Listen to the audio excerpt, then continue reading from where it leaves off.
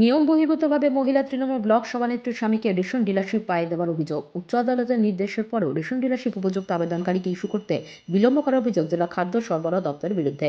শাসক দলের চাপে অযথা হয়রানি করা হচ্ছে বলে অভিযোগ করেন এক আবেদনকারী। যদিও আদালতের নির্দেশ মতন দ্রুত পদক্ষেপ করা হবে বলে জানিয়েছেন জেলা খাদ্য সরবরাহ দপ্তরের আধিকারিক। ঘটনাটি মালদার রতুয়া 1 নম্বর ব্লকের শাহপুর এলাকার। আর এই ঘটনা ঘিরে শুরু হয়েছে রাজনৈতিক চাপানুতর। 2022 সালের 3রা এপ্রিল রতুয়া 1 নম্বর ব্লকের বাহারাল গ্রাম পঞ্চায়েতের শাহপুর এলাকায় রেশন ডিলারশিপের জন্য আবেদনপত্র চাওয়া হয় খাদ্য সরবরাহ দপ্তরের তরফ থেকে। 24 এপ্রিল আবেদন করার শেষ দিন ধার্য করা হয়।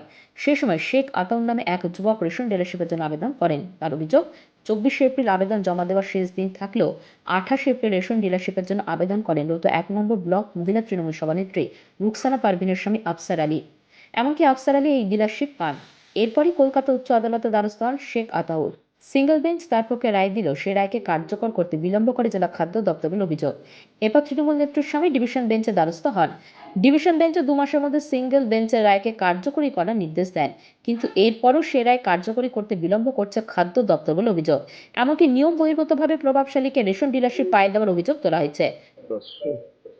দেখেন, মানে রতুয়া মালদা জেলার রতুয়া 1 নম্বর ব্লকে একটা রেশন ডিলারের ভ্যাকেন্সি বেরিয়েছিল। সেইখানে আমি অ্যাপ্লিকেশন করেছিলাম। ভ্যাকেন্সিটা বেরিয়েছিল 3rd এপ্রিল 2022-এ। আর অ্যাপ্লিকেশনের লাস্ট ডেট ছিল 24 এপ্রিল 2022-এ। এবার ওখানে কি হয়েছে যে অ্যাপ্লিকেশন ডিলারশিপের একমাত্র শুধু আমিই করেছিলাম সময় মতো।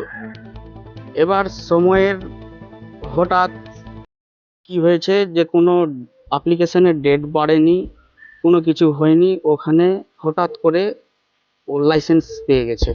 আমরা কিন্তু জানতেও পেরেছিলাম না। হঠাৎ তারপরে আমি যখন আরটিআই করি, আরটিআই কপিতে আমি জানতে পারলাম যে ওর 28 এপ্রিলে ওর অ্যাপ্লিকেশন মানে করা হয়েছে, নেওয়া হয়েছে।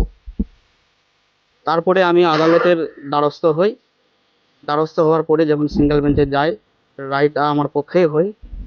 তারপরে ও আবার কিছুদিন পরে অফিস টালবাহানা করার পরে আবার ডিভিশন বেঞ্চে গেছিল। ডিভিশন বেঞ্চেও কোনো মানে এ করতে পারেনি ও আমার পক্ষে। ওর নাম শেখ আফসার আলী। তারপরে কি হয়েছে? ডিভিশন বেঞ্চ কি রায় দিল? ডিভিশন বেঞ্চ রায় দিয়েছে যে 2 মাসের মধ্যে ও লাইসেন্সটা খারিজ করে আমাকে দেওয়ার জন্য করেছে। কি জন্য? যে আমার পরে তার কোনো কেউ অ্যাপ্লিকেন্টই নাই, আমি সিঙ্গেল অ্যাপ্লিকেশন করেছিলাম।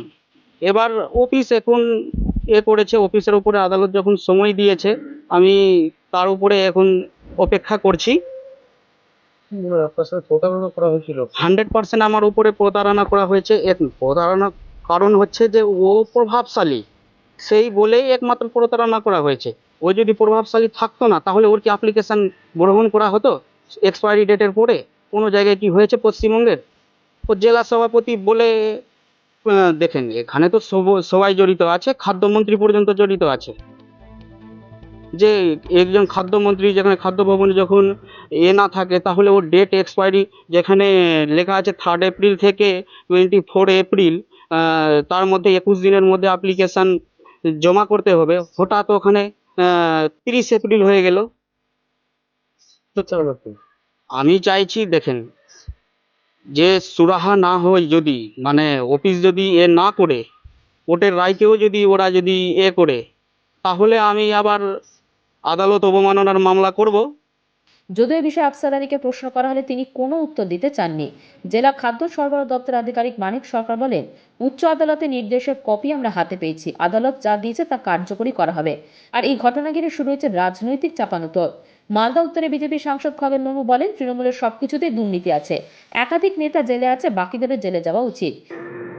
জ্যোতিপ্রিয় মল্লিক, উনি হচ্ছেন প্রাক্তন খাদ্যমন্ত্রী, বর্তমানে বনমন্ত্রী। তিনি আজকে জেলখানায়। দুর্নীতি হচ্ছে তৃণমূল কংগ্রেস আপাদমস্তক। এরা দুর্নীতিতে ভরে আছে, প্রত্যেকটা তৃণমূল কংগ্রেসের একেবারে সমস্ত যারা তৃণমূল কংগ্রেস করেন তারা সবাই আজকে দুর্নীতিগ্রস্ত। এদের বাইরে থাকার কোনো অধিকার নেই। জ্যোতিপ্রিয় মল্লিক যেমন হচ্ছে ভেতরে আছেন, অনুব্রত মণ্ডল ভেতরে আছেন, যে পার্থ চ্যাটার্জি ভেতরে আছেন, এরকম এদের সবাইকে ভেতরে ঢোকানো উচিত। এদের জায়গা হচ্ছে জেলখানা।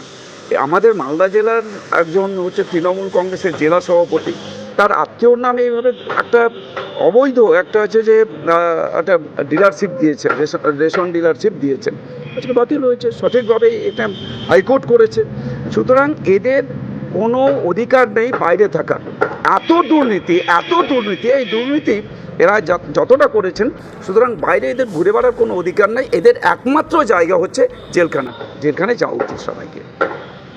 এই বিষয়ে মালদা জেলা তৃণমূল কংগ্রেসের সহসভাপতি দুলাল সরকার বলেন, এই ঘটনার সাথে তৃণমূলের কোনো যোগ নেই। আদালত যা নির্দেশ দিয়েছে খাদ্য দপ্তরের আধিকারিকরা সেই নির্দেশ অনুযায়ী কাজ করবেন। বিরোধীদের তো আর কিছু করার কথা নেই, কারণ পশ্চিমবাংলায় বিরোধী বলে কিছু নাই। যে কয়েকটা আছে প্রতিদিন একটা করে করে আবার তৃণমূলে যোগদান করছে, তো তারা অভিযোগ ছাড়া কিছু নেই, কারণ তারা পশ্চিমবাংলার বিভিন্ন উন্নয়নের টাকা আটকে দিয়েছে বিজেপি।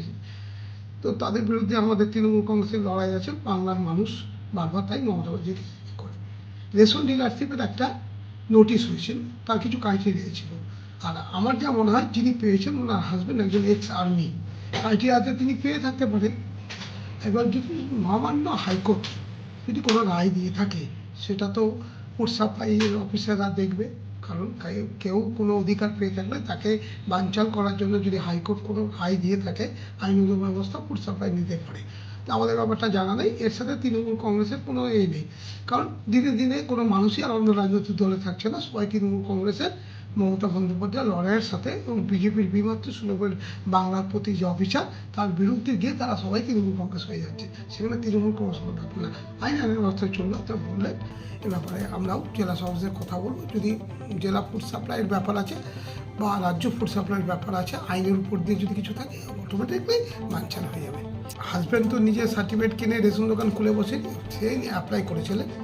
পশ্চিমবঙ্গের ফুড সাপ্লাইয়ের যারা দায়িত্বে ছিলেন তারা তদন্ত করে পুঙ্খানুপুঙ্খভাবে অন্য কাউকে পায়নি সেভাবে, সেই জন্য যে ভদ্রলোক করেছেন তিনি মনে হয় এক্স আর্মি, সেখানে মহিলা তৃণমূল কংগ্রেসের প্রেসিডেন্টের ব্যাপার নেই। হ্যাঁ, তো এটা হয়েছে, বা কোথাও যদি ভুল হয়ে থাকে তার সংশোধন হবে high court.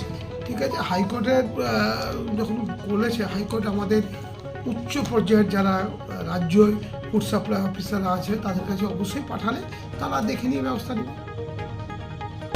Bureau news Bangla Times.